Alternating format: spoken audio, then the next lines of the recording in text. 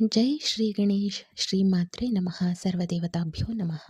ಆತ್ಮ ನಮಸ್ತೆ ಎಲ್ಲರಿಗೂ. ಹೆಲೋ ಸೋಲ್ ಫ್ಯಾಮಿಲಿ, ನೀವು ನೋಡ್ತಾ ಇದ್ದೀರಾ Abhijith 33 YouTube channel. After the 8-8 portal ಮೀನ ರಾಶಿಯವರ ಗೈಡೆನ್ಸ್ನ ತಗೊಳ್ತಾ ಹೋಗೋಣ.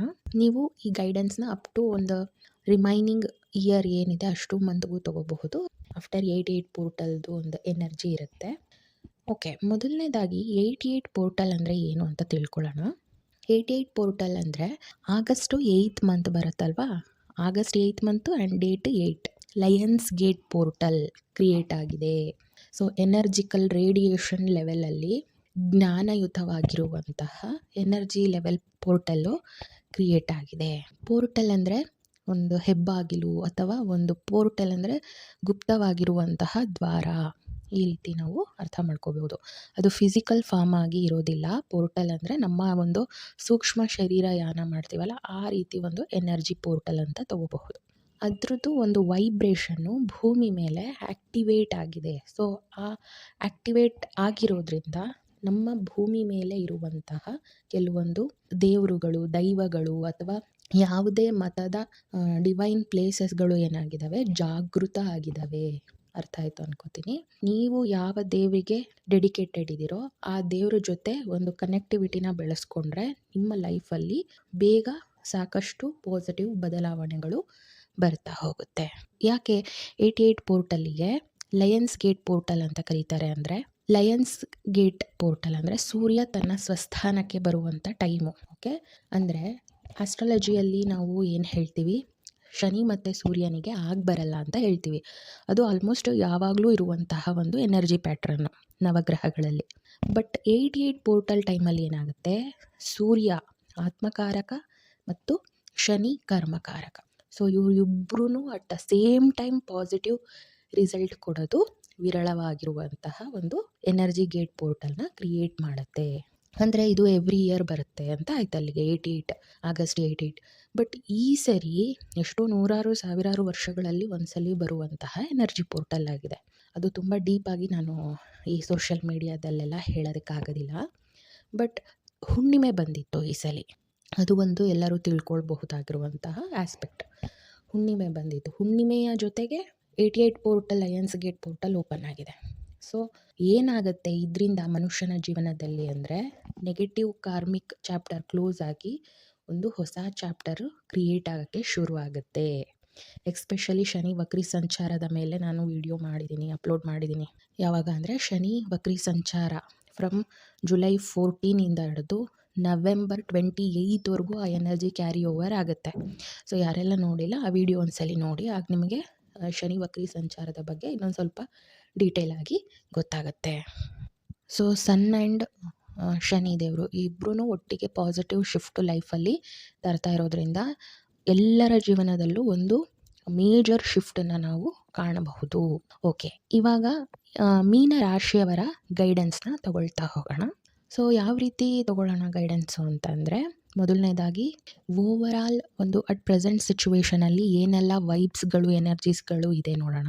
ಅದಾದಮೇಲೆ ಲವ್ ರಿಲೇಷನ್ಶಿಪ್ಪಲ್ಲಿ ನೋಡೋಣ. ದೆನ್ ವೈವಾಹಿಕ ಜೀವನ ಹೇಗಿದೆ ನೋಡೋಣ. ಅದಾದಮೇಲೆ career, job related, business related ನೋಡೋಣ.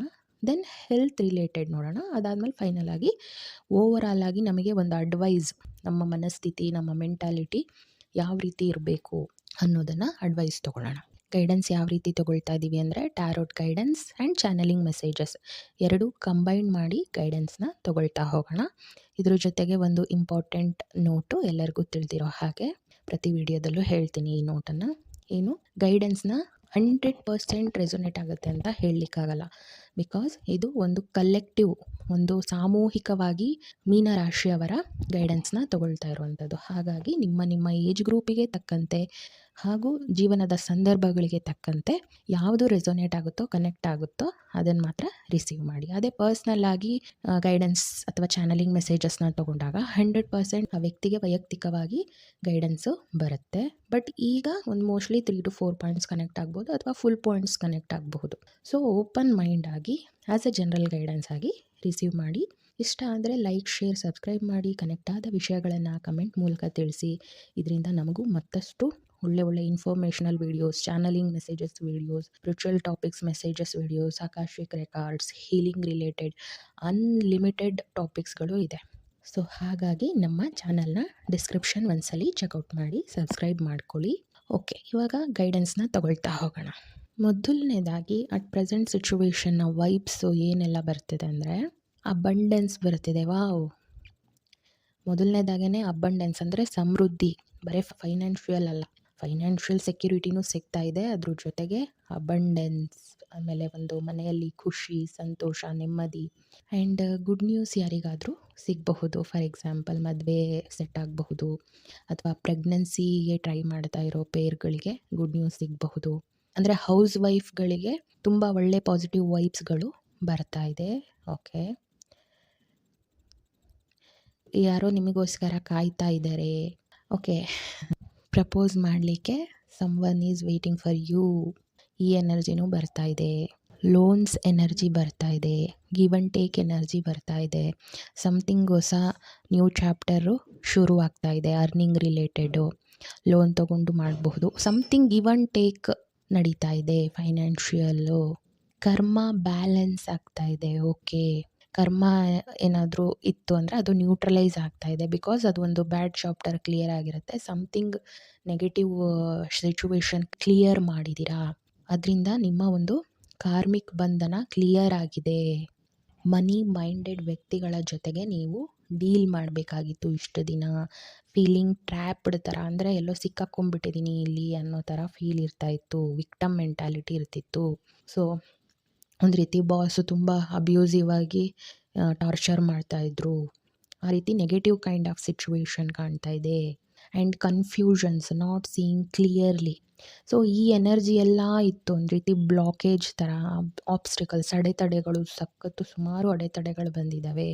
ಈ ರೀತಿ ಒಂದು ಸ್ಟಕ್ನೆಸ್ ಫೀಲ್ ಮಾಡ್ತಾ ಇದ್ರಿ, ರಿಲೇಷನ್ಶಿಪ್ಪಲ್ಲಾಗಿರಬಹುದು, ಅಥವಾ ಎಲ್ಲೋ ಒಂದು ಕಡೆ ಸ್ಟಕ್ ಆಗಿಬಿಟ್ಟಿದ್ದೀವಿ, ನಮ್ಮ ಲೈಫ್ ಮುಂದುವರಿತಾ ಇಲ್ಲ ಈ ಒಂದು ಪರ್ಟಿಕ್ಯುಲರ್ ವಿಷಯದಲ್ಲಿ ಅಂಥೇಳಿ ಸ್ಟಕ್ನೆಸ್ಸು ಫೀಲಿಂಗು ಇದೆ.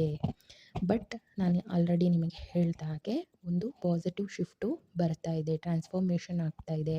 ಬಿಕಾಸ್ ಶನಿ ವಕ್ರಿ ಸಂಚಾರದಲ್ಲಿ ಯಾರ್ಯಾರಿಗೆ ಏನೇನು ಕರ್ಮ ಕಳಿಬೇಕಂತಿದ್ದಾರೋ ಆ ಕರ್ಮಗಳನ್ನು ಕಳೆದು ಅವರ ಒಂದು ನೆಕ್ಸ್ಟಿನ ಜೀವನದ ಹಂತಕ್ಕೆ ಒಂದು ನ್ಯೂ ಚಾಪ್ಟರಲ್ಲಿ ಸ್ಟೆಬಿಲಿಟಿಯಿಂದ ಸ್ಟಡಿಯಾಗಿ ನಿಂತ್ಕೊಳ್ಳೋಕ್ಕೆ ಶಕ್ತಿನ ಕೊಡ್ತಾರೆ, ನಮಗೆ ಧೈರ್ಯವನ್ನು ಕೊಡ್ತಾರೆ, ಮುಂದಿನ ಹಂತದ ಜೀವನಕ್ಕೆ ನಮ್ಮನ್ನು ರೆಡಿ ಮಾಡ್ತಾರೆ, ನಮ್ಮನ್ನು ಎಕ್ಸ್ಪೀರಿಯನ್ಸ್ಡ್ ಮಾಡ್ತಾರೆ. ನಾವು ಎಕ್ಸ್ಪೀರಿಯನ್ಸ್ ಯಾವಾಗ ಆಗ್ತೀವಿ? ಪದೇ ಪರೀಕ್ಷೆಗಳು, ಅಡೆತಡೆಗಳು ಬಂದಾಗ ನಾವು ಅದನ್ನು ಫೇಸ್ ಮಾಡಿ ನಾವು ಎಕ್ಸ್ಪೀರಿಯನ್ಸ್ಡ್ ಆಗ್ತೀವಿ, ಮೆಚ್ಯೂರ್ ಆಗ್ತೀವಿ, ಮೆಚ್ಯೂರ್ಡ್ ವ್ಯಕ್ತಿತ್ವವನ್ನು ಬೆಳೆಸ್ಕೊಳ್ತೀವಿ. ಸೊ ಹಾಗಾಗಿ ಯಾವುದೇ ರೀತಿ ನೆಗೆಟಿವ್ ವಿಷಯ ಇದ್ರೂ ಅದರಿಂದ ನಮ್ಮ ಸೋಲು, ನಮ್ಮ ಒಂದು ವ್ಯಕ್ತಿತ್ವ ಅದರಿಂದ ಇನ್ನೂ ಒಳ್ಳೆಯದಾಗಿ ಬೆಳೆಯುತ್ತೆ ಹೊರತು ಯಾವುದೇ ರೀತಿ ನೆಗೆಟಿವ್ ಆಗೋದಿಲ್ಲ. ಆಗೋದೆಲ್ಲ ಒಳ್ಳೆಯದಕ್ಕೆ ಅಂತ ಹಿರಿಯರು ಅದಕ್ಕೇ ಹೇಳೋದು.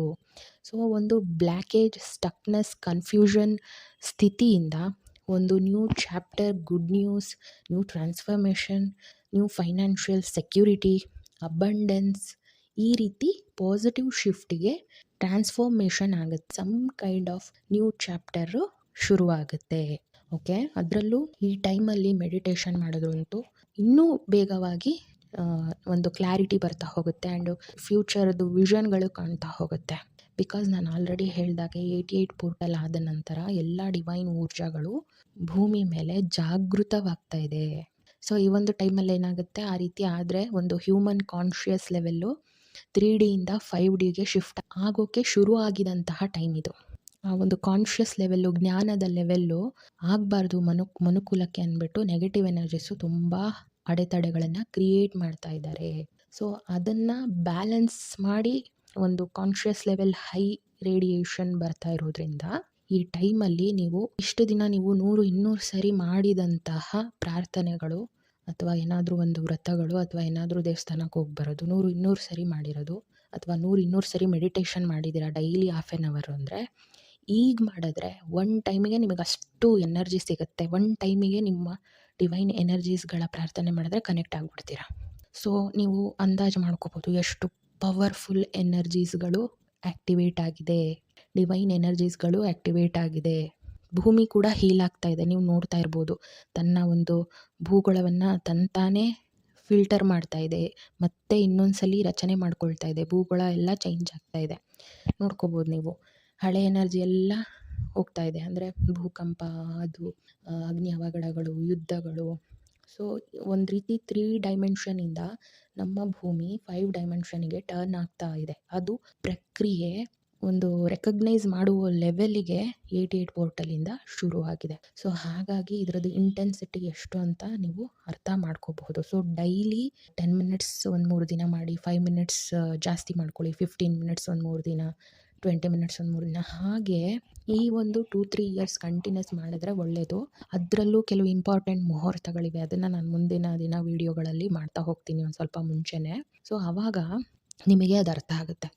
ಆ್ಯಕ್ಚುಲಿ ನಾನು 88 ಪೋರ್ಟಲಿನ ವೀಡಿಯೋ ಮಾಡೋಕ್ಕೆ ಎಷ್ಟೋ ಟ್ರೈ ಪಟ್ಟೆ. ಎಷ್ಟು ಅಡೆತಡೆಗಳು ಅಂದರೆ, ಅದು ಫೇಸ್ ಮಾಡಿರ್ತಾರಲ್ಲ ರೆಗ್ಯುಲರಾಗಿ ಸ್ಪಿರಿಚುವಲ್ ಪ್ರಾಕ್ಟೀಸ್ ಮಾಡೋರು, ಅವ್ರಿಗೆ ಮಾತ್ರ ಅರ್ಥ ಆಗೋದದು. ರೆಕಾರ್ಡ್ ಮಾಡಿರೋದು ಡಿಲೀಟ್ ಆಗಿದೆ. ಸೊ ಹೇಳಿದ್ರೆ ನಂಬೋಕ್ಕಾಗಲ್ಲ. ನಾನು ಆ್ಯಕ್ಚುಲಿ ಇದನ್ನು ಸಹ ನಾನು ಹೋದ ವಾರನೇ ಹಾಕಬೇಕಾಗಿತ್ತು. ಬಟ್ ಎಷ್ಟು ಅಡೆತಡೆಗಳು ಬಂತು ಅಂದರೆ, ಅದು ವರ್ಡ್ಸಲ್ಲಿ ಹೇಳೋಕ್ಕಾಗಲ್ಲ, ಎಕ್ಸ್ಪೀರಿಯೆನ್ಸೇ ಮಾಡಬೇಕು. ಏನಪ್ಪ ಕತೆ ಹೊಡಿತಿದ್ದಾರೆ ಅನಿಸುತ್ತೆ ಹೇಳಿದ್ರೆ. ಸೊ ನೀವು ಮೆಡಿಟೇಷನ್ ರೆಗ್ಯುಲರಾಗಿ ಮಾಡ್ತಾ ಹೋಗಿ, ನಿಮ್ಮ ಲೈಫಲ್ಲಿ ಎಷ್ಟೆಲ್ಲ ಚೇಂಜಸ್ ನೀವು ಕಾಣಬಹುದು ನೋಡಿ. ಓಕೆ, ಒಂದು ಪಾಸಿಟಿವ್ ಶಿಫ್ಟ್ಗಳು ಬರಲಿಕ್ಕೆ ಶುರು ಆಗುತ್ತೆ. ಓಕೆ, ಓವರಾಲ್ ಎನರ್ಜಿನ ನಾವು ನೋಡಿದ್ವಿ. ಇವಾಗ ನೆಕ್ಸ್ಟು ಲವ್ ಅಥವಾ ರಿಲೇಷನ್ಶಿಪ್ಪಲ್ಲಿ ಮೀನರಾಶಿಯವರ ಗೈಡೆನ್ಸ್ನ ತೊಗೊಳ್ಳೋಣ. Okay, 7 of swords, 2 of cups, king of pentacles.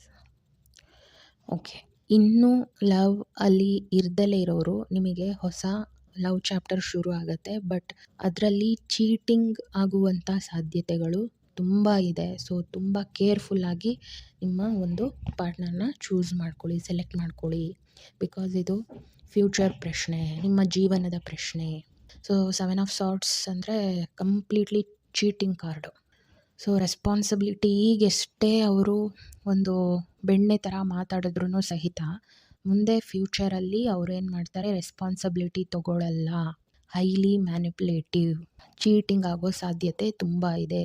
So already love ರಿಲೇಷನ್ಶಿಪ್ಪಲ್ಲಿ ಇರೋರು ಸಹ ಪ್ಲೀಸ್ ಸ್ವಲ್ಪ ಕೇರ್ ಆಗಿರಿ. ಎಕ್ಸ್ಟ್ರಾ ಅಫೇರ್ಸ್ಗಳು ಇರುವಂತಹ ಸಾಧ್ಯತೆ ಇದೆ. ಸೊ ಹುಷಾರಾಗಿರಿ. ಹಾಗಂತ ಎಲ್ಲರಿಗೂ ಇದನ್ನು ರೆಸೊನೇಟ್ ಮಾಡ್ತಾ ಇಲ್ಲ. ಬಟ್ ಒಂದು ಮಾಸ್ ಲೆವೆಲ್ಲಿಗೆ ಸಾಮೂಹಿಕವಾಗಿ ನೋಡಿದಾಗ ಸುಮಾರು ಚೀಟಿಂಗ್ ಆಗುವಂತಹ ಸಾಧ್ಯತೆ ಇದೆ, ಎಕ್ಸ್ಪೆಷಲಿ ಲವ್ ರಿಲೇಷನ್ಶಿಪ್ಪಲ್ಲಿ. ಹಾಗಾಗಿ ಒಂದು ಸೇಫ್ಟಿಗೋಸ್ಕರ ಒಂದು ಒಳ್ಳೆಯ ಉದ್ದೇಶ ಇಟ್ಕೊಂಡು ಗೈಡೆನ್ಸ್ ಕೊಡ್ತಾ ಇರೋದು. ನಿಮ್ಮ ಕೇರಲ್ಲಿ ನೀವಿರಿ. ಸಪೋರ್ಟಿಂಗ್, ಅಂಡರ್ಸ್ಟ್ಯಾಂಡಿಂಗ್, ಆಮೇಲೆ ಟೇಕ್ ಕೇರ್ ಮಾಡ್ತಾರೆ ಒಬ್ರಿಗೊಬ್ರು. ತುಂಬ ಒಂದು ರೀತಿ ಪ್ರೀತಿ ಮಾಡ್ತಾರೆ ಅನ್ನೋ ಎನರ್ಜಿ ಇದೆ. ಬಟ್ ಅವ್ರ ಮನಸ್ಸಲ್ಲಿ ಬೇರೆದೇ ನಡೀತಾ ಇದೆ. ಏನೋ ಒಂದು ಮೋಟಿವ್ ಇಟ್ಕೊಂಡು ಅವರು ಚೀಟಿಂಗ್ ಮಾಡುವಂಥ ಸಾಧ್ಯತೆ ಇದೆ. ಹಾಗಾಗಿ ನಿಮ್ಮ ಲೈಫ್ ಅಥವಾ ನಿಮ್ಮ ಲವ್ ಪಾರ್ಟ್ನರ್ನ ಚೂಸ್ ಮಾಡ್ಕೊಳ್ಳುವಾಗ ಸ್ವಲ್ಪ ಕೇರ್ ಆಗಿ ಮಾಡಿ. ಯಾಕಂದರೆ ಚಾನಲಿಂಗ್ ಮೆಸೇಜಲ್ಲೂ ಚೀಟಿಂಗ್ ಬರ್ತಾ ಇದೆ, ಆಮೇಲೆ ಕಾರ್ಡ್ಸಲ್ಲೂ ಸಹ ಚೀಟಿಂಗ್ ಬರ್ತಾ ಇದೆ. ಸೊ ಸ್ವಲ್ಪ ಕೇರ್ ಆಗಿರಿ. ಮುಂದೆ ಫ್ಯೂಚರಲ್ಲಿ ಹೋಗ್ತಾ ಈಗೋಯಿಸ್ಟಿಕ್ ಆಗ್ತಾರೆ, ಫೈನಾನ್ಸ್ ರಿಲೇಟೆಡ್ ಜಗಳಗಳು ಬರುತ್ತೆ, ಆ್ಯಂಡ್ ಓವರ್ ಪೊಸೆಸಿವ್ ಆಗ್ತಾರೆ. ಇನ್ ಕೇಸ್ ಕೆಲವೊಬ್ಬರು ಮದುವೆ ಆಗೋಣ ಅಂತ ಮುಂದೆ ಬಂದ್ರೂ ಸಹ ಅವರು ಫೈನಾನ್ಸ್ ಪರ್ಪಸ್ಸಿಗೆ ಮದುವೆ ಆಗ್ತಾ ಇದ್ದಾರೆ, ಈಗೋ ಕ್ಲಾಶಸ್ ಆಗುತ್ತೆ. ಸೊ ಈ ಒಂದು ಎನರ್ಜಿ ಡೈರೆಕ್ಟಾಗಿ ಬರ್ತಾ ಇರೋದ್ರಿಂದ ನಾನು ಇಷ್ಟು ಕ್ಲಿಯರಾಗಿ ಹೇಳ್ತಾ ಇದ್ದೀನಿ. ಸೊ ನಿಮ್ಮ ಕೇರು, ನಿಮ್ಮ ಹುಷಾರು ನೀವು ಇರಿ. ಸ್ವಲ್ಪ ದಿನ ಗ್ಯಾಪ್ ಕೊಡಿ, ಅಥವಾ ಅದು ಏನೇನು ಎನರ್ಜಿ ಲೆವೆಲಲ್ಲಿ ಶಿಫ್ಟ್ಗಳಾಗುತ್ತೋ ಆಗಲಿ, ಸೆಟಲ್ ಆಗಲಿ ಮೈಂಡು, ಅದೆಲ್ಲ ಒಂದು ನನಗೆ ಗೈಡೆನ್ಸ್ ಏನು ಬರ್ತಿದೆ ಅಂದರೆ, ಒಂದು ಫ್ರೆಂಡ್ ಝೋನಲ್ಲೇ ಇಡಿ. ಅವರ ರಿಯಾಲಿಟಿ ಅರ್ಥ ಆಗೋವರೆಗೂ ನೀವು ಯಾವುದೇ ರೀತಿ ಮೂವ್ ಮಾಡೋಕ್ಕೆ ಹೋಗಬೇಡಿ. ನಿಮ್ಮ ಜೀವನದ ಪ್ರಶ್ನೆ. ಸೊ ಸ್ವಲ್ಪ ಕೇರ್ ಆಗಿರಿ. ಹೈಲಿ ಮ್ಯಾನಿಪ್ಯುಲೇಟಿವ್, ಯಾವುದೇ ರೀತಿ ಹೆಂಗಾದರೂ ಅವ್ರದ್ದು ಮನಸ್ಸಲ್ಲಿ ಏನಿದೆಯೋ ಅದನ್ನು ಅವರು ಮಾಡಿಸ್ಕೊಳ್ತಾರೆ. ಹಾಗಾಗಿ ಸ್ವಲ್ಪ ಹುಷಾರಾಗಿರಿ, ಕೇರ್ ಆಗಿರಿ. ವೈವಾಹಿಕ ಜೀವನದಲ್ಲಿ ನೋಡೋದಾದರೆ, ಓಕೆ, ವೈವಾಹಿಕ ಜೀವನದಲ್ಲಿ ಲವರ್ಸ್ ಕಾರ್ಡ್ ಬಂದಿದೆ. ಏನು ಹೇಳಬೇಕು ಇದಕ್ಕೆ? 10 of pentacles, lovers card, 6 of hands. Okay, ಇಷ್ಟು ದಿನದ ಕೆಲವು ಕಷ್ಟಗಳನ್ನು ಅನುಭವಿಸಿ ಫ್ಯಾಮಿಲಿ, ಜವಾಬ್ದಾರಿಗಳು, ಈ ಥರ ಎಲ್ಲ ಅನುಭವಿಸಿ ಇನ್ನು ಮುಂದಕ್ಕೆ ನಿಮಗೆ ಸ್ವಲ್ಪ ಪರ್ಸ್ನಲ್ ಟೈಮ್ ಸಿಗುತ್ತೆ. ರಿಲ್ಯಾಕ್ಸ್ ಮನಸ್ಥಿತಿಯಿಂದ ಇರಬಹುದು. ಸೊ ಈ ಟೈಮಲ್ಲಿ ಎಲ್ಲಾದರೂ ಒಂದು ಸ್ವಲ್ಪ ದೂರ ಹೋಗಿಲ್ಲ ಅಂದ್ರೂ ಹತ್ರನೇ ಎಲ್ಲಾದರೂ ಹೋಗಿ ಬನ್ನಿ. ಒಂದು ಪ್ರೈವೆಸಿ, ಒಂದು ನಿಮಗೆ ಆ್ಯಕ್ಚುಯಲಿ ಏನು ಗೈಡೆನ್ಸ್ ಬರ್ತಿದೆ ಅಂದರೆ ಚಾನೆಲಿಂಗ್ ಮೆಸೇಜಸ್ಸು, ನೀವೆಲ್ಲೋ ಪರ್ಸ್ನಲ್ ಟೈಮ್ ಪ್ಲ್ಯಾನ್ ಮಾಡ್ಕೋತೀರಾ, ಬಟ್ ಅದೇ ಟೈಮಿಗೆ ರಿಲೇಟಿವ್ಸ್ ಬರ್ತಾರೆ. ಅದೇ ಟೈಮಿಗೆ ನೀವು ಬೇರೆ ಕಡೆ ಎಲ್ಲೋ ಡಾಕ್ಟ್ರ್ ಹತ್ರ ಹೋಗೋದು, ಅಥವಾ ನಿಮ್ಮ ರಿಲೇಟಿವ್ಸ್ದೇನೋ ಫಂಕ್ಷನ್ ಇದೆ ಅಂತ ಹೋಗೋದು, ಸಮ್ ಕೈಂಡ್ ಆಫ್ ಎನರ್ಜಿ ಹಂಗೆ ಬರ್ತಾ ಇದೆ. ಎನ್ವೈರ್ನಮೆಂಟ್ ಏನಾಗುತ್ತೆ, ಜಾಯಿಂಟ್ ಫ್ಯಾಮಿಲಿ ಎನ್ವೈರ್ನಮೆಂಟ್ ಕ್ರಿಯೇಟ್ ಆಗಬಹುದು ಸ್ವಲ್ಪ ದಿನದವರೆಗೆ. And privacy, lack of privacy. But ಏನೋ ಒಂದು ಟೆನ್ಷನ್ ಇತ್ತಲ್ಲ ಫ್ಯಾಮಿಲಿದು, ಅದು ಎಲ್ಲೋ ಒಂದು ಕಡೆ ಕ್ಲಿಯರ್ ಆಗ್ತಾ ಇದೆ. ಏನೋ ಒಂದು ಸೊಲ್ಯೂಷನ್ ಸಿಗ್ತಾ ಇದೆ. ಅದು ಬಿಟ್ಟರೆ ಸುಮಾರು ಈ ಸಲ ಟ್ರಾವೆಲಿಂಗ್ ನೀವಾದರೂ ಹೋಗ್ತೀರಾ, ಅಥವಾ ನಿಮ್ಮ ಮನೆಗೆ ರಿಲೇಟಿವ್ಸ್ ಅವರು ಇವರು ಬರುವಂತಹ ಒಂದು ಸಿಚುವೇಶನ್ಗಳು ಕ್ರಿಯೇಟ್ ಆಗಿದೆ. ಸೊ ಪರ್ಸ್ನಲ್ ಟೈಮು ಆಪರ್ಚುನಿಟೀಸ್ ಇದೆ, ಬಟ್ ಅದನ್ನು ನೀವು ಗ್ರ್ಯಾಬ್ ಮಾಡ್ಕೊಳ್ಳೋಕ್ಕೆ ಸಿಚುವೇಶನ್ ಸ್ವಲ್ಪ ಡೈವರ್ಟ್ ಆಗುತ್ತೆ. ಸ್ವಲ್ಪ ಈಗೋ ಇಶ್ಯೂಸ್. ಓಕೆ, ಏನಂದರೆ ಕಮ್ಯುನಿಕೇಷನ್ ಗ್ಯಾಪ್ ಇದೆ. ಸೊ ಏನಂದರೆ ಹೇಳೋವಾಗ ಮನಸ್ಸಲ್ಲಿ ಏನಿದೆ ಅದನ್ನು ಹೇಳಲ್ಲ. ಪ್ರೀತಿ ಭಾವನೆ ತುಂಬ ಇದೆ, ಬಟ್ ಸ್ಟಿಲ್ ಆರ್ಡ್ರ್ ಮಾಡೋ ಥರ ಹೇಳೋದು. ಎದುರುಗಡೆ ಒಂಥರ ಹುಸಿ ಕೋಪ, ಬಟ್ ಒಳಗಡೆ ಪ್ರೀತಿ ಇದೆ. ಬಟ್ ಏನಂದರೆ ಅಂಡರ್ಸ್ಟ್ಯಾಂಡಿಂಗ್ ಕಮ್ಮಿ ಇದೆ. ಅಂಡರ್ಸ್ಟ್ಯಾಂಡಿಂಗ್ ಯಾವಾಗ ಕಮ್ಮಿ ಆಗುತ್ತೆ, ಕಮ್ಯುನಿಕೇಷನ್ ಗ್ಯಾಪ್ ಆದಾಗ. ಸೊ ಹಾಗಾಗಿ ನಾನೇ ದೊಡ್ಡದು, ನಾನೇ ಸರಿ ಅನ್ನೋದೆಲ್ಲ ಬಿಟ್ಟು, ಈಗೋ ಕ್ಲಾಶಸ್ ಬಿಟ್ಟು, ಪ್ರೀತಿ ಇದೆಯಲ್ಲ ಅದನ್ನು ಅದೇ ವೇನಲ್ಲೇ ಒಬ್ರಿಗೊಬ್ರು ಅರ್ಥ ಮಾಡ್ಕೊಂಡಾಗ ಯಾವುದೇ ಒಂದು ಸಿಚುವೇಶನ್ನನ್ನು ಪಾಸಿಟಿವ್ ಆಗಿ ಶಿಫ್ಟ್ ಮಾಡಬಹುದು. ಸ್ವಲ್ಪ ಈಗೋ ಕ್ಲಾಶಸ್ ಇದೆಯಲ್ಲ, ಅದನ್ನು ಕಮ್ಯುನಿಕೇಷನ್ ಗ್ಯಾಪ್ ಇದೆಯಲ್ಲ, ಅದನ್ನು ಸರಿ ಮಾಡಿಕೊಂಡ್ರೆ ಇನ್ನು ಮಿಕ್ಕಿದ್ದು ಎಂಥದೇ ದೊಡ್ಡ ಪ್ರಾಬ್ಲಮ್ ಬಂದರೂ ಗಂಡ ಹೆಂಡತಿ ಕೂತು ಮಾತಾಡಿದಾಗ ಈಕ್ವಲ್ ಮೆಂಟಾಲಿಟಿ, ಫ್ರೆಂಡ್ಸ್ ಮೆಂಟಾಲಿಟಿಯಲ್ಲಿ ಮಾತಾಡಬೇಕು. ಗಂಡ ಹೆಂಡತಿ ಮೆಂಟಾಲಿಟಿಯಲ್ಲಿ ಮಾತಾಡಿದ್ರೆ ಎಗೇನ್ ಅದು ಈಗೋ ಕ್ಲಾಶಸ್. ಸೊ ಹಾಗಾಗಿ ಎಲ್ಲನೂ ಒಳ್ಳೆ ಪಾಸಿಟಿವ್ ವೈಬ್ ಬರ್ತಾ ಇದೆ, ಬಟ್ ಎಲ್ಲೋ ಒಂದು ಕಡೆ ಕಮ್ಯುನಿಕೇಷನ್ ಗ್ಯಾಪಿಂದ ಈಗೋ ಕ್ಲಾಶಸ್ ಆಗುತ್ತೆ ಅಂತ ಇದೆ. ಅಷ್ಟು ಬಿಟ್ಟರೆ ಇನ್ನೆಲ್ಲ ಆಲ್ಮೋಸ್ಟ್ ಇಷ್ಟು ದಿನದ ಏನೋ ಒಂದು ಫ್ಯಾಮಿಲಿ ಟೆನ್ಷನಿಂದ ರಿಲ್ಯಾಕ್ಸ್ ಆಗ್ತೀರಾ ಇನ್ನು ಮುಂದಿನ ದಿನಗಳಲ್ಲಿ. ಅದೊಂದು ಪಾಸಿಟಿವ್ ಆಗಿ ಬರ್ತಾ ಇದೆ. ಆ್ಯಂಡ್ ರಿಲೇಟಿವ್ಸ್ ಜಾಸ್ತಿ ಬರ್ತಾರೆ, ಇಲ್ಲ ಫಂಕ್ಷನಿಗೆ ನೀವು ಹೋಗ್ಬೋದು. ಸೊ ಎಲ್ಲೋ ಫಂಕ್ಷನಿಗೆ ಬಂದಿರ್ತಾರೆ, ಮನೆ ಹತ್ತಿರ ಇದೆ ಅಂದ್ಬಿಟ್ಟು ನಿಮ್ಮ ಮನೆಗೆ ಬರ್ಬೋದು. ಸೊ ಸಮ್ ಕೈಂಡ್ ಆಫ್ ಜನ ಫ್ಯಾಮಿಲಿ ರಿಲೇಟಿವ್ಸ್ ಮನೆಗೆ ಬರುವಂಥ ಸಾಧ್ಯತೆಗಳು ಇದೆ. ಓಕೆ, ನೆಕ್ಸ್ಟು ಎಜುಕೇಷನಲ್ಲಿ ನೋಡೋದಾದರೆ 2 of pentacles, 10 of cups, king of hands. 2 ಥರ ಎನರ್ಜಿ ಬರ್ತಾ ಇದೆ. ಯಾಕಂದರೆ ಮೇಜರ್ ಶಿಫ್ಟ್ಗಳಾಗ್ತಿರೋದ್ರಿಂದ 2 ಥರ ಎನರ್ಜೀಸು, ಶಿಫ್ಟ್ನೆಸ್ಸು ನಿಮ್ಮ ಮನಸ್ಥಿತಿಯಲ್ಲೂ ಬರ್ತಾ ಹೋಗುತ್ತೆ. ಸಮ್ಟೈಮ್ಸ್ ನಿಮಗೆ ಅನಿಸುತ್ತೆ ಕನ್ಫ್ಯೂಷನ್, ನಾನು ಯಾಕೆ ಇದು ಒಂದು ಜಾನರ್ ಅಥವಾ ಈ ಒಂದು ಸಬ್ಜೆಕ್ಟ್ಸ್ ತೊಗೊಂಡೆ ಅಂತ ನಿಮಗೆ ಅನಿಸುತ್ತೆ. ಅಯ್ಯೋ ನನ್ನ ಕೈಲಿ ಇದನ್ನು ಅಚೀವ್ ಮಾಡೋಕ್ಕಾಗುತ್ತಾ ಅಂತ ಅನಿಸುತ್ತೆ. But at the same time ಏನಾಗುತ್ತೆ, ನಿಮಗೆ ಅದರಲ್ಲಿ ಸಕ್ಸಸ್ಸು ಸಿಗುತ್ತೆ. ಸೊ ಸಡನ್ ನಿಮಗೆ ಸ್ವಲ್ಪ ಟೆನ್ಷನ್ ಆದಾಗ ಅಯ್ಯೋ ನಾನು ಯಾಕಾದರೂ ಈ ಸಬ್ಜೆಕ್ಟ್ನ ತೊಗೊಂಡೆ ಅಂತ ಅನಿಸುತ್ತೆ. ಹೈಯರ್ ಸ್ಟಡೀಸಲ್ಲಿ ಹೇಳ್ತಾ ಇರೋದು. ಬಟ್ ಅದರಲ್ಲಿ ಸಕ್ಸಸ್ ಸಿಗುತ್ತೆ. ಸ್ವಲ್ಪ ನೀವು ಕಾಮಾಗಿ, ಟೆನ್ಷನ್ ಆದಾಗ ನಿಮ್ಗೆ ಹಂಗೆ ಅನಿಸುತ್ತೆ, ಬಟ್ ಕಾಮಾಗಿ ನೀವು ಒಂದು ರಿಲ್ಯಾಕ್ಸ್ ಮೈಂಡಾಗಿ ಕುತ್ಕೊಂಡು ಓದಿದಾಗ ಅದನ್ನು ನೀವು ನಿಮ್ಮ ಸ್ಟಡೀಸಲ್ಲಿ ಅಚೀವ್ಮೆಂಟ್ಸ್ ಮಾಡ್ಬೋದು, ಸಕ್ಸಸ್ ಸಿಗುತ್ತೆ. ಸೊ ಮುಂದೆ ನಿಮ್ಮ ಕರಿಯರ್ ಕೂಡ ಚೆನ್ನಾಗಿ ಬಿಲ್ಡ್ ಆಗುತ್ತೆ. ಸೊ ಡೋಂಟ್ ವರಿ, ಯಾವುದೇ ರೀತಿ ಕನ್ಫ್ಯೂಷನ್ ಬೇಡ. ಬಟ್ ನಿಮ್ಮ ಮನಸ್ಥಿತಿಯಲ್ಲಿ ಇದು ನಾನು ಅಚೀವ್ ಮಾಡ್ತೀನೋ ಇಲ್ಲೋ. ಅದೇ ರೀತಿ ಚಿಕ್ಕ ಮಕ್ಕಳಿಗೆ ತಗೊಂಡಾಗ ಅವರಿಗೆ ಕಾನ್ಸಂಟ್ರೇಷನ್ ಇರೋದಿಲ್ಲ, ಕಂಟಿನ್ಯೂಸ್ ಕೂತ್ಕೊಂಡು ಓದಲ್ಲ, ಬಟ್ ಅವರು ತುಂಬ ಇಂಟೆಲಿಜೆಂಟ್ ಇದ್ದಾರೆ. ಆ ರೀತಿ ಒಂದು ಎನರ್ಜಿ ಬರ್ತಾ ಇದೆ. ನಾನು ಇದಕ್ಕೆ ಆಲ್ಮೋಸ್ಟ್ 2-3 ಇದರಲ್ಲಿ ಹೇಳಿದ್ದೀನಿ. ಮಕ್ಕಳಿಗೆ ಕಾನ್ಸಂಟ್ರೇಷನ್ ಬರೋದು, ಅದು ದೊಡ್ಡವ್ರಿಗೂ ಐಂ ಬೀಜ ಮಂತ್ರ ಹೇಳ್ಕೊಬೋದು ಅಂತ ಹೇಳಿದ್ದೀನಿ. ಇನ್ನೊಂದು ಯಾವುದಾದ್ರೂ ಸರಸ್ವತಿ ಮಂತ್ರ ಇದ್ದರೆ ಅದನ್ನು ಒಂದು 21 ಸರಿ ಹೇಳಿಬಿಟ್ಟು ಆಮೇಲೆ ಕೂತ್ಕೊಂಡು ಓದಿದ್ರೆ ಅದು ಒಂದು ಇಮ್ಮಿಡಿಯೇಟ್ ಆ ಮಂತ್ರದ ವೈಬ್ರೇಷನ್ನು ನಮ್ಮ ಬ್ರೈನಲ್ಲಿ ಕ್ರಿಯೇಟ್ ಆಗುತ್ತಲ್ಲ, ಆವಾಗ ಸಡನ್ನಾಗಿ ನಮ್ಮ ಮೈಂಡು ಏನಾಗುತ್ತೆ, ಆ ಎನರ್ಜಿಗೆ ಸೆಟಲ್ ಆಗುತ್ತೆ. ಆವಾಗ ಇಮ್ಮಿಡಿಯೇಟು ಒಂದು ಕಾಮ್ನೆಸ್ ಕ್ರಿಯೇಟ್ ಆಗುತ್ತೆ. ಆವಾಗ ಓದೋದು ಕಾನ್ಸಂಟ್ರೇಷನ್ ಆಗಿ ಓದ್ಬೋದು. ಓಕೆ, ಐಂ ಅನ್ನೋದು ಓಂಕಾರದಿಂದ ಬ್ರಹ್ಮಾಂಡ ಕ್ರಿಯೇಟ್ ಆಗಿದೆ. ಸೊ ಓಂಕಾರದಿಂದ ಇಡೀ ಬ್ರಹ್ಮಾಂಡಗಳು ಕ್ರಿಯೇಟ್ ಆಗಿದೆ ಅಂದರೆ ಐಂಕಾರ, ಐಂ ಅಂತ ಲಾಂಗ್ ಬ್ರೀತಲ್ಲಿ ಹೇಳಿದ್ರೆ ಒಂದು 21 ಟೈಮ್ಸ್ ಹೇಳಿದ್ರೆ ಆ ಐಂ ಅನ್ನೋದು ಜ್ಞಾನದ ಬೀಜ ಮಂತ್ರ. ಸೊ ಆ ಬೀಜ ಮಂತ್ರ ಹೆಮ್ಮರವಾಗಿ ಬೆಳೆಯುತ್ತೆ. ಬೀಜ ಮಂತ್ರ ಅಂತ ಯಾಕೆ ಹೇಳ್ತಾರೆ, ಆ ಮಂತ್ರವನ್ನು ರಿಪೀಟೆಡ್ಲಿ ನಾವು ಹೇಳಿದಾಗ ನಮ್ಮಲ್ಲಿ ಆ ಬೀಜದ ತತ್ವಶಕ್ತಿ ಏನಿದೆ ಹೆಮ್ಮರವಾಗಿ ಬೆಳೀಲಿ ಅಂತ. ಸೊ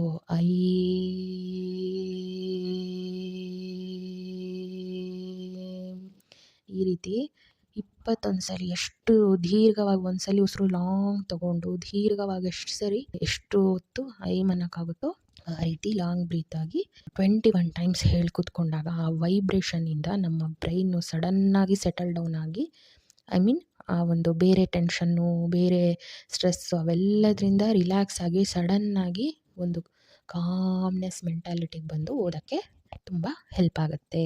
ನೆನ್ಪಿಟ್ಕೊಳ್ಳೋಕ್ಕೆ ಜ್ಞಾನಶಕ್ತಿಯ ಬೀಜ ಮಂತ್ರ I'm. Okay, next career related, job business related ನೋಡೋದಾದರೆ ಚಾರಿಟ್.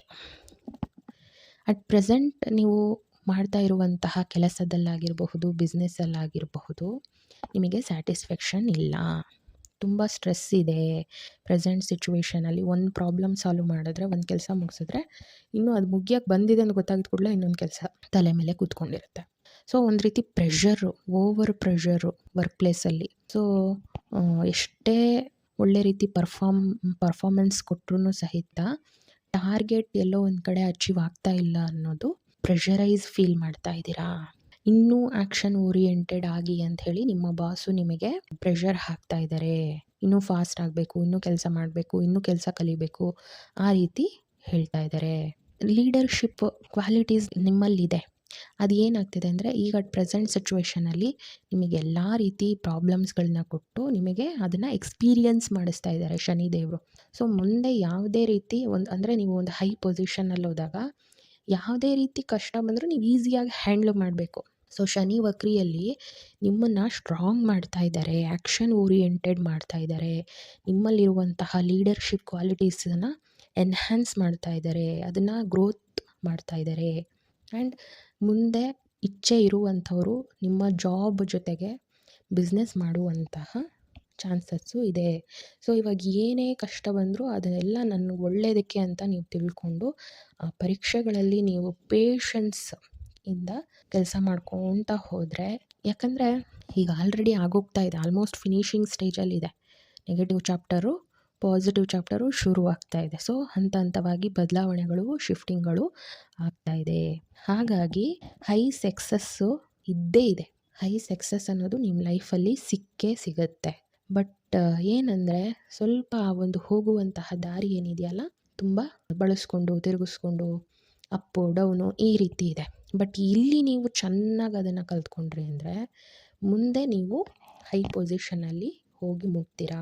ಆ್ಯಂಡ್ ಆ ಒಂದು ಸ್ಟೆಬಿಲಿಟಿ ಏನಿದೆಯಲ್ಲ, ಸ್ಲೋ ಆ್ಯಂಡ್ ಸ್ಟಡಿಯಲ್ಲಿ ಸಿಗುವಂಥ ಸ್ಟೆಬಿಲಿಟಿ ಯಾವತ್ತೂ ಫೇಲ್ಯೂರ್ ಆಗಲ್ಲ. ಯಾಕಂದರೆ ಫೇಲ್ಯೂರ್ಸ್ನೇ ಮೆಟ್ಲು ಮಾಡಿಕೊಂಡು ಪರೀಕ್ಷೆಗಳನ್ನು ನೋಡಿ ನೋಡಿ ನೋಡಿ ಎಕ್ಸ್ಪೀರಿಯನ್ಸ್ ಮೇಲೆ ಬಂದಿರುವಂಥದ್ದು. ಸೊ ಅಲ್ಲಿ ಫೇಲ್ಯೂರಿಗೆ ಚಾನ್ಸಸ್ ಇಲ್ಲ. ಇವಾಗೆಲ್ಲ ನೀವು ಅದನ್ನು ಪಾಸಿಟಿವ್ ಆಗಿ ತೊಗೋಬೇಕು.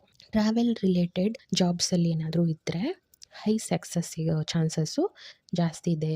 ಆಮೇಲೆ ಬಿಸ್ನೆಸ್ಸಲ್ಲೂ ಅಷ್ಟೇ, ಟ್ರಾನ್ಸ್ಪೋರ್ಟ್ ಈ ಥರ ಏನಾದರೂ ಬಿಸ್ನೆಸಸ್ ಇದ್ದರೆ ಈ ಟೈಮಲ್ಲಿ ಸ್ವಲ್ಪ ಅವರಿಗೆ ಬಿಸ್ನೆಸ್ಸಲ್ಲಿ ಗ್ರೋತ್ ಅನ್ನೋದು ನೋಡಬಹುದು. ಎಕ್ಸ್ಪೋರ್ಟ್, ಇಂಪೋರ್ಟ್ ಈ ಥರ ಬಿಸ್ನೆಸ್ಸಲ್ಲೂ ಒಳ್ಳೆಯದಿದೆ, ಚೆನ್ನಾಗಿ ಬರ್ತಾ ಇದೆ. ಕರಿಯರಲ್ಲೂ ಗ್ರೇಟ್ ಅನ್ನೋದು ಕಾಣ್ತಾ ಇದೆ. ಗ್ರೇಟ್ ಅಂದರೆ ಒಂದು ಪಾಸಿಟಿವ್ ಶಿಫ್ಟು ಬರ್ತಾ ಹೋಗುತ್ತೆ. ಆಮೇಲೆ ಇನ್ನೊಂದು ಏನು ಗೈಡೆನ್ಸ್ ಬರ್ತಿದೆ ಅಂದರೆ, ಈಗ ಫಸ್ಟ್ ಯಾವುದೋ ಒಂದು ಪ್ಲ್ಯಾನ್ ಮಾಡ್ತೀರಾ, ಅದು ಒಂದು ಸ್ವಲ್ಪ ಬರೋ ತನಕ ಆಲ್ರೆಡಿ ಪ್ಲ್ಯಾನ್ ಚೇಂಜ್ ಮಾಡ್ತೀರಾ, ಮತ್ತು ಅದು ಒಂದು ಸ್ವಲ್ಪ ಮುಗಿಸೋ ತನಕ ಮತ್ತು ಪ್ಲ್ಯಾನ್ ಚೇಂಜ್ ಮಾಡ್ತೀರಾ. ಸೊ ಮನಸ್ಸು ಕಾನ್ಸ್ಟೆಂಟಾಗಿಲ್ಲ ಕೆಲವೊಬ್ಬರಿಗೆ. ಸೊ ಹಾಗಾಗಿ ನಿಮ್ಮದು ಒಂದು ಗೋಲನ್ನು ಸೆಟ್ ಮಾಡಿ ಅದೇ ಸೇಮ್ ಡೈರೆಕ್ಷನ್ನ ಅಥವಾ ಸೇಮ್ ಪ್ಲ್ಯಾನನ್ನು ಮೇಂಟೈನ್ ಮಾಡಬೇಕು ಅಂತ ಬರ್ತಾ ಇದೆ. ಆಮೇಲೆ ಇನ್ನೊಂದು ಚಾನಲಿಂಗ್ ಮೆಸೇಜ್ ಏನಂದರೆ, ನಿಮ್ಮ ಹುಟ್ಟು ಸ್ಥಾನ ಅಂದರೆ ಬರ್ತ್ ಪ್ಲೇಸನ್ನು ಬಿಟ್ಟು ಬೇರೆ ಊರಿಗೆ ಹೋದಾಗ ನಿಮ್ಮ ಒಂದು ಕರಿಯರ್ ಅಥವಾ ಫೈನಾನ್ಷಿಯಲ್ ಸ್ಟೆಬಿಲಿಟಿ ಇನ್ಕ್ರೀಸ್ ಆಗ್ತಾ ಹೋಗುತ್ತೆ. ಸೊ ಹುಟ್ಟು ಸ್ಥಾನವನ್ನು ಬಿಟ್ಟು ಬೇರೆ ಊರಲ್ಲಿ ಅಥವಾ ಫಾರಿನಲ್ಲಿ ಗೂಡ್ಸ್ನ ಟ್ರಾನ್ಸ್ಪೋರ್ಟ್ ಇಂಪೋರ್ಟ್ ಮಾಡ್ಬೋದಾಗಿರ್ಬೋದು. ಸಮಥಿಂಗ್ ಹುಟ್ಟು ಪ್ಲೇಸ್ ಬಿಟ್ಟು ಬೇರೆ ಊರಿಗೆ ಹೋದಾಗ ಫೈನಾನ್ಷಿಯಲ್ ಗ್ರೋತ್ ಅನ್ನೋದು ಕಾಣಿಸ್ತಾ ಇದೆ. ಓಕೆ, ಹೆಲ್ತಲ್ಲಿ ಏನು ಗೈಡೆನ್ಸ್ ನೋಡೋಣ. ಈಗ ಹೆಲ್ತ್ ಗೈಡೆನ್ಸ್ ನೋಡೋದಾದರೆ,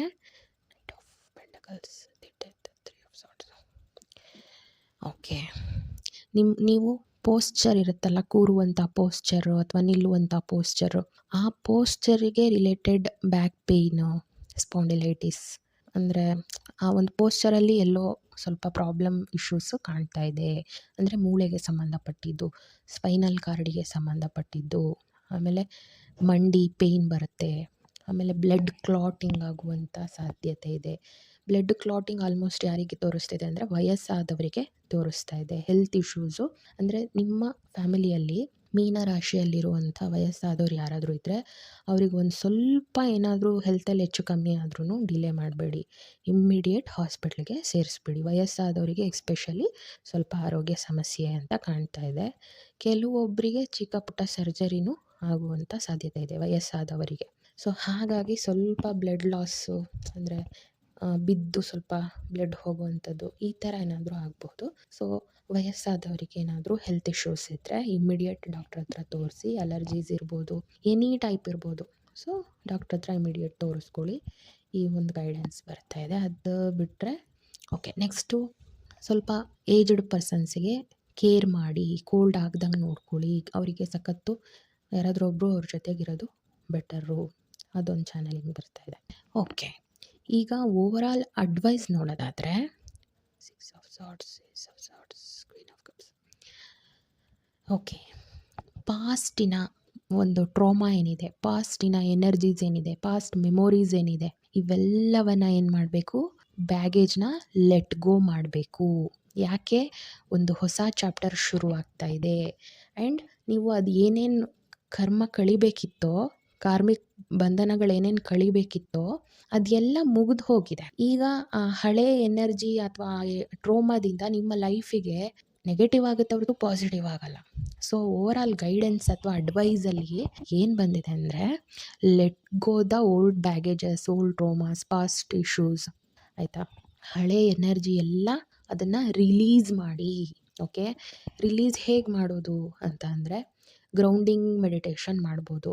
ಅಂದರೆ ಮನೆಯಲ್ಲೇ ಪಾದ ನೆಲಕ್ಕೆ ಇಟ್ಬಿಟ್ಟು ನನ್ನ ಬಾಡಿಯಲ್ಲಿರುವಂತಹ, ನನ್ನ ಮನಸ್ಸಲ್ಲಿರುವಂತಹ ಎಲ್ಲ ನೋವುಗಳನ್ನು ಅಥವಾ ಪರ್ಟಿಕ್ಯುಲರ್ ಏನಾದರೂ ಎಮೋಷ್ನಲ್ ಸಿಚುವೇಶನ್ ಕ್ರಿಯೇಟ್ ಇತ್ತು, ಅದು ಯಾವುದೋ ಒಂದು ಸಂದರ್ಭದಿಂದ ನನಗದು ಮರೆಯೋಕ್ಕೆ ಆಗ್ತಿಲ್ಲ, ಆ ಎಮೋಷನ್ನ ಎಲ್ಲ ಎಮೋಷ್ನಲ್ ಪೇನ್ಗಳನ್ನು ನಾನು ನನ್ನ ಪಾದದ ಮೂಲಕ ಅರ್ಥಿಗೆ ಗ್ರೌಂಡಿಂಗ್ ಮಾಡ್ತಾಯಿದ್ದೀನಿ, ರಿಲೀಸ್ ಮಾಡ್ತಾಯಿದ್ದೀನಿ. ನನ್ನ ಎಮೋಷ್ನಲ್ ಬ್ಯಾಗೇಜ್ನ ರಿಲೀಸ್ ಮಾಡ್ತಾಯಿದ್ದೀನಿ. ಈ ರೀತಿಯೂ ಮಾಡ್ಬೋದು.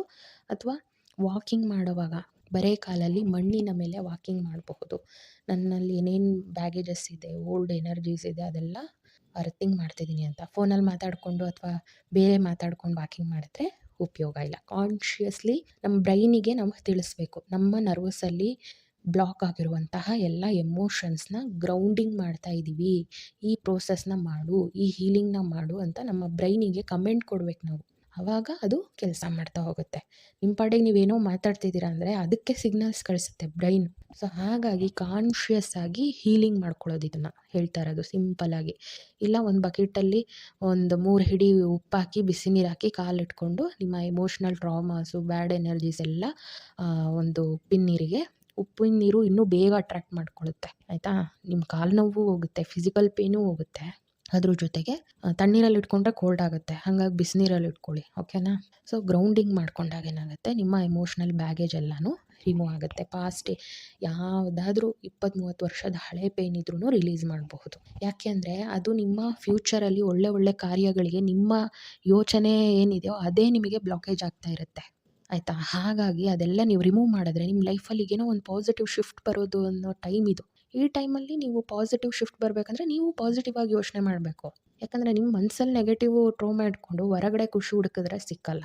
ಅಥವಾ ಹೊರಗಡೆ ಏನೋ ಒಳ್ಳೇದಾಗಲಿ, ಈ ಥರ ಕೆಲಸ ಸಿಗಲಿ, ಅಥವಾ ಈ ಥರ ಮದುವೆ ಆಗಲಿ, ಅಥವಾ ಏನೋ ಒಂದು ಪಾಸಿಟಿವ್ ಸಂಕಲ್ಪ ಮಾಡಿದಾಗ ಅದಾಗಬೇಕಂದ್ರೆ ಆಗಲ್ಲ. ಸೊ ಒಳಗಡೆ ಫಸ್ಟು ಶುದ್ಧಿ ಮಾಡಿಕೊಂಡು ಒಳಗಡೆ ನಾವು ಪಾಸಿಟಿವ್ ಆಗಿ ಯೋಚನೆ ಮಾಡಿದಾಗ ಹೊರಗಡೆನೂ ಪ್ರಪಂಚನೂ ಪಾಸಿಟಿವ್ ಆಗುತ್ತೆ. ಸೊ ಒಳಗಡೆ ಪ್ರಪಂಚನೂ ಪಾಸಿಟಿವ್ ಇರಬೇಕು, ಹೊರಗಡೆ ಪ್ರಪಂಚನೂ ಪಾಸಿಟಿವ್ ಇರಬೇಕು. ನಾವು ಮೆಡಿಟೇಷನ್ ಅಂದ್ರೇ ಏನು, ಒಳಗಡೆ ಪ್ರಪಂಚಕ್ಕೆ ನಮ್ಮನ್ನು ನಾವು ಲಿಂಕ್ ಮಾಡ್ಕೊಳ್ಳೋದು, ಆಂತರ್ಯದಲ್ಲಿ ಇಳಿಯೋದು ಅಂತ ಹೇಳ್ತೀವಿ. ಸೊ ಮೆಡಿಟೇಷನ್ ಅನ್ನೋದು best remedy for all.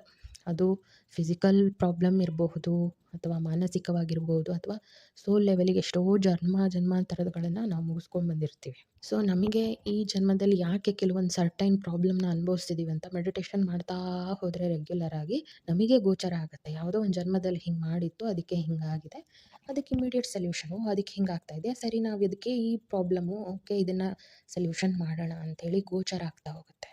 So ನೀವು ಗ್ರೌಂಡಿಂಗ್ ಮಾಡ್ಕೊಬೋದು. ಓಲ್ಡ್ ಎನರ್ಜೀಸ್ನ ಲೆಟ್ ಗೋ ಮಾಡಿ, ಪ್ರಾಕ್ಟಿಕಲ್ಲಾಗಿ ಯೋಚನೆ ಮಾಡಿ. ಆಮೇಲೆ ಯಾವುದೇ ರೀತಿ ಡಿಸಿಷನ್ ಮಾಡೋವಾಗ ತುಂಬ ಟೈಮ್ ತೊಗೋಬೇಡಿ, ಅಥವಾ ಡಿಸಿಷನ್ನ ಪದೇ ಪದೇ ಚೇಂಜ್ ಮಾಡ್ತಾ ಇದ್ದೀರಾ ಅಂತ ಬರ್ತಿದೆ. ಚೇಂಜ್ ಮಾಡೋಕ್ಕೆ ಹೋಗಬೇಡಿ. ಫಸ್ಟೇ ಒಂದ್ಸಲಿ ಕ್ಲಿಯರಾಗಿ ಯೋಚನೆ ಮಾಡಿ, ಗೊತ್ತಾಗಿಲ್ವಾ ಎಕ್ಸ್ಪೀರಿಯನ್ಸ್ ಪರ್ಸನ್ನು ಫ್ಯಾಮಿಲಿ ಜೊತೆ ಡಿಸ್ಕಸ್ ಮಾಡಿ ಒಂದು ಡಿಸಿಷನ್ ಅಂತ ಮಾಡಿದ್ಮೇಲೆ ಅದನ್ನು ಫೋಕಸ್ ಆಗಿ ಮೇಂಟೈನ್ ಮಾಡ್ತಾ ಹೋಗಿ. ಸೇಮ್ ಡೈರೆಕ್ಷನಲ್ಲಿ ಹೋಗಿ. ಪದೇ ಪದೇ ಡಿಸಿಷನ್ ಚೇಂಜ್ ಮಾಡಿ ನಿಮ್ಮ ಒಂದು ಗೋಲಿನ ಡೈರೆಕ್ಷನ್ನ ಪದೇ ಪದೇ ಚೇಂಜ್ ಮಾಡಿದ್ರೆ ಅದು ಒಂದು ರೀತಿ ಬ್ಲಾಕೇಜ್ ಆಗುತ್ತೆ. Take care of your emotions. ತುಂಬ ಎಮೋಷ್ನಲಿ ಡಿಪ್ರೆಸ್ಡ್ ಆಗಬೇಡಿ, ಅಥವಾ ನೆಗೆಟಿವ್ ಎಮೋಷನ್ ಒಳಗೆ ಹೋಗಬೇಡಿ. ಏನಿದೆಯೋ ಆ ಎಮೋಷನ್ ಒಂದ್ಸಲಿ ಮನಸ್ಫೂರ್ತಿಯಾಗಿ ರಿಲೀಸ್ ಮಾಡಿ. ಓವರ್ ಡಿಪೆಂಡೆಂಟ್ ಅಂದರೆ ಓವರ್ ಆಗಿ ಇನ್ನೊಬ್ಬರ ಮೇಲೆ ಡಿಪೆಂಡ್ ಆಗ್ತೀರಾ ಎಮೋಷ್ನಲಿ ಪರ್ಟಿಕ್ಯುಲರ್ಲಿ, ಹಾಗೆ ಮಾಡಬೇಡಿ. ಸೆಲ್ಫ್ ಲವ್ ಮಾಡಿ. ಇನ್ನರ್ ಚೈಲ್ಡ್, ನಿಮ್ಮ ಒಂದು ಆತ್ಮ ಇದೆಯಲ್ಲ, ಅದು ಎಷ್ಟು ನೊಂದಿದೆ ಅದನ್ನು ನೀವೇ, ನಿಮ್ಮ ಆತ್ಮನ ನೀವೇ ಒಂದು ಇನ್ನರ್ ಚೈಲ್ಡ್, ನಿಮ್ಮೊಳಗಿರೋ ಒಂದು ಆತ್ಮ, ಅದು ಒಂದು ಮಗು ಸ್ವರೂಪ, ದೇವರ ಸ್ವರೂಪ. ಅದಕ್ಕೆ ನೀವು ಹೀಲ್ ಮಾಡಿ. ಓಕೆ, ಬೇಸಿಕ್ಕಾಗಿ ಯಾವ ರೀತಿ ಹೀಲ್ ಮಾಡ್ಕೊಳ್ಳೋದು ಅಂತ ಹೇಳಿದ್ದೀನಿ. ಮೆಡಿಟೇಷನ್ ಮಾಡುವಾಗ ನಾವು ಏನೇನು ಹೀಲ್ ಮಾಡ್ಕೋಬೇಕಂತ ನಮಗೆ ಗೋಚರ ಆಗ್ತಾ ಹೋಗುತ್ತೆ. ಕಂಟಿನ್ಯೂಸ್ ಒಂದು 21 ದಿನ ಮಾಡ್ತಾ ಹೋಯಿತು ಅಂದರೆ ರೆಗ್ಯುಲರಾಗಿ ಡೈಲಿ ಒಂದು ಚೂರು 5-5 ನಿಮಿಷ ಎಕ್ಸ್ಟ್ರಾ ಮಾಡ್ಕೊಂಡು ಹೋಗಿ. ಅಟ್ಲೀಸ್ಟ್ ರೆಗ್ಯುಲರಾಗಿ ಒಂದು 40 ನಿಮಿಷ ಮೆಡಿಟೇಷನ್ ಮಾಡಬೇಕು. ಬಿಕಾಸ್ ಮೊದಲನೇ 10 ನಿಮಿಷ ನಾವು ಮೈಂಡನ್ನ ಸೆಟಲ್ ಮಾಡೋದೇ ಆಗೋಗುತ್ತೆ. ಸೊ ಆ ಕಡೆ ಒಂದು 30 ಮಿನಿಟ್ಸ್ ಆದರೂ ಕರೆಕ್ಟಾಗಿ ಮಾಡಬೇಕು. ಆ್ಯಕ್ಚುಲಿ ನಾನು ರೆಗ್ಯುಲರಾಗಿ ಬೆಳಗ್ಗೆ 1-1.5 ಗಂಟೆ, ನೈಟು ಒಂದು 2-3 ಅವರ್ ಅಂತೂ ಮಾಡ್ತೀನಿ. ಸೊ ಅದರಲ್ಲಿ ನಾವು ನೋಡೋದಾದರೆ ಏನೇನೋ ಇರುತ್ತೆ ನಮ್ಮದು ಪ್ರೋಸೆಸ್ಸು. ಬಟ್ ಒಂದು ಓವರಾಲಾಗಿ ಹೇಳೋದಾದರೆ ಅಟ್ಲೀಸ್ಟ್ ಮಿನಿಮಮ್ 1 ಅವರ್ ಆದರೂ ಮಾಡಿದ್ರೆ ಒಳ್ಳೆಯದು. ಅಟ್ಲೀಸ್ಟ್ ನೀವು ಸ್ಟಾರ್ಟ್ ಆದರೂ ಮಾಡಿ ಅಲ್ಲ, ಒಂದು 15 ಮಿನಿಟ್ಸ್ ಮಾಡಿ. ಒಂದೇ ದಿನಕ್ಕೆ 2-3 ಅವರು ಕೂತ್ಕೊಳ್ಳೋದಕ್ಕಾಗೋದಿಲ್ಲ.